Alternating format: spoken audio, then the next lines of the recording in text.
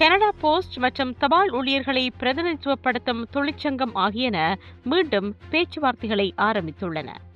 கடந்த வார இறுதியில் பேச்சுவார்த்தைகளை மீண்டும் தொடங்குவதற்கு திட்டங்கள் மேற்கொள்ளப்பட்டிருந்த போதிலும் மத்திய அரசின் மத்தியஸ்தர்கள் இல்லாத காரணத்தால் பேச்சுவார்த்தை ஒத்திவைக்கப்பட்டது. 1.5 ஆண்டுகளுக்கு மேலாக நீடிக்கும் தபால் சேவையின் பிரச்சினைகள் குறித்த கவனம் குறைந்துள்ளதாக கனேடிய தபால் ஊழியர்கள் சங்கம் தெரிவித்துள்ளது. சில வாரங்களுக்கு முன்பு தொழிற்சங்கமயமாக்கப்பட்ட தபால் ஊழியர்கள் கிரவுன் கோர்ப்பரேஷனின் அண்மைய சலுகையை நிராகரித்தனர். அதில் 4 ஆண்டுகளுக்கு சுமார் 13% சம்பள உயர்வு அடங்குவதுடன் பணிகளில் பகுதி நேர ஊழியர்களையும் இணைத்தனர்.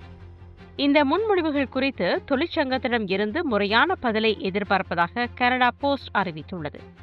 மேலும் கூட்டு பேரம் பேசும் முறைமையின் நிச்சயமற்ற தன்மையால் தபால் சேவை தினமும் மில்லியன் கணக்கான டாலர்களை இழப்பதாக சுட்டிக்காட்டப்பட்டுள்ளது.